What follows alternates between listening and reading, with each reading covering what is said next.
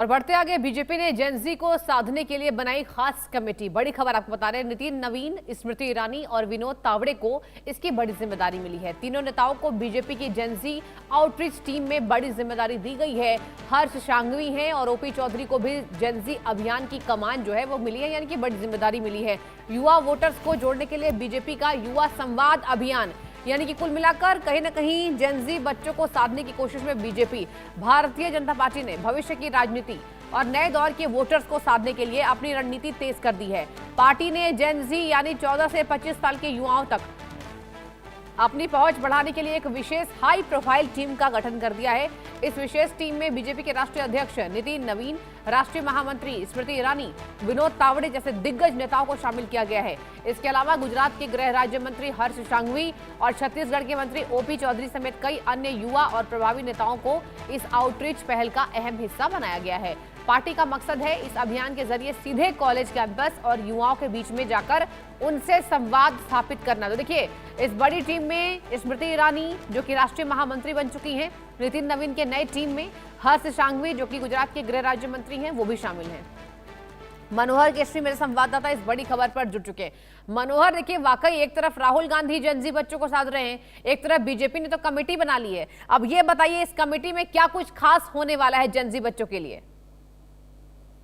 देखिए, बीजेपी ने जेन-ज़ी को साधने के लिए जो है एक आउटरीच कमेटी बनाई है, जो जन जन तक, हर इलाके में, हर नुक्कड़ पर, हर पंचायत लेवल पे कहा जाए, देश के हर कोने में ये टीम जो है सो अपने कार्यकर्ताओं को भेजेगी और उनसे संवाद करेगी, उनसे जोड़ेगी। तो ये जिम्मेवारी जो है सो राष्ट्रीय अध्यक्ष नितिन नवीन, विनोद तावड़े और स्मृति ईरानी को दी गई है। और इसके साथ साथ जो गुजरात के गृह मंत्री हैं हर्ष सांघवी के साथ साथ ओपी चौधरी को भी दी गई है, ताकि वो इस अभियान को आगे बढ़ाएं, लोगों तक पहुंचाएं और जेन-ज़ी को ज्यादा से ज्यादा संख्या में जोड़ें।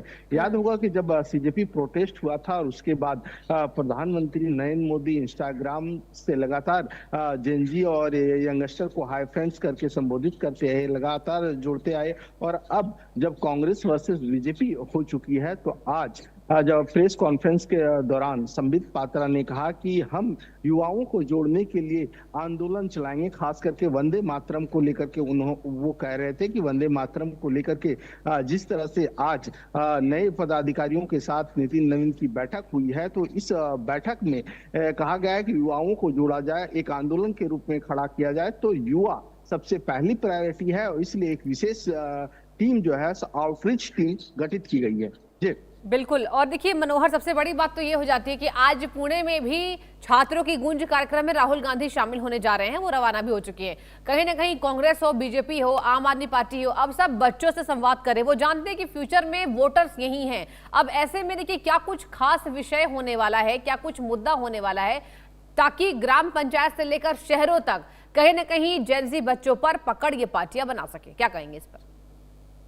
हाँ, देखिए, बिल्कुल सरकार की जो योजनाएं हैं, सरकार ने जेन-ज़ी के लिए, युवाओं के लिए किस तरह के कार्यक्रम उन्होंने चलाए हैं, खास करके रोजगार को लेकर के, एजुकेशन को लेकर के, किस तरह से बेहतर हो सके, किस तरह से उनसे जुड़ा जा सके, किस तरह से जो जेन-ज़ी स्टूडेंट्स गोइंग लड़कियां हैं उनके लिए क्या कदम उठाएंगे हैं, ये तमाम इश्यूज को लेकर के वो जेन-ज़ी के पास जाएंगे और जेन-ज़ी को जोड़ने की कोशिश करेंगे। उन्हें बताएंगे कि मोदी सरकार ने अब तक क्या किया, बीजेपी सरकार ने अब तक किया। ये सारी चीजें जो है तो इस अभियान का एक पार्ट होगा और इसे लेकर के वो उनके बीच जाने वाले हैं। जी जी, यानी कि कुल मिलाकर मनोहर, कहीं ना कहीं नितिन नवीन की जो नई टीम बनी है, सबसे बड़ा मुद्दा जेन-ज़ी को लेकर आया। बहुत बहुत शुक्रिया मनोहर, तमाम जानकारी हमारे साथ साझा करने के लिए।